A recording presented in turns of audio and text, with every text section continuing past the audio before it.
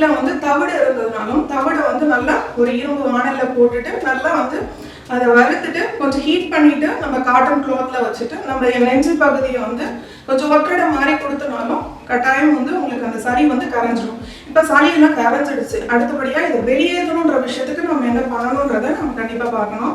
அப்போ வெளியேற்றணும் அப்படின்னா உள்ளுக்கு ஒரு நம்ம சித்த மருத்துவத்தில் நிறைய நேசல் ட்ராப்ஸ் எல்லாம் இருக்குது. அப்போ மார்னிங் எழுந்த உடனே ஒரு 2 ட்ராப் அந்த மாதிரி வந்து நம்ம மூக்கு துவாரம் வழியாக விட்டோம் அப்படின்னா அந்த சளியை உள்ளே இருக்கிற சளியை இலகுனதை வந்து நம்ம வெளியேற்றணுன்ற ஒரு விஷயம் கட்டாயமாக நம்ம பண்ணணும். அப்போ அந்த ட்ராப்ஸ் எல்லாம் உங்களுக்கு உள்ளுக்கு நல்லா இன்ஹேல் பண்ணும் போதே வந்து உங்களுக்கு சளி நல்லா கரைஞ்சி வெளியே வரும்.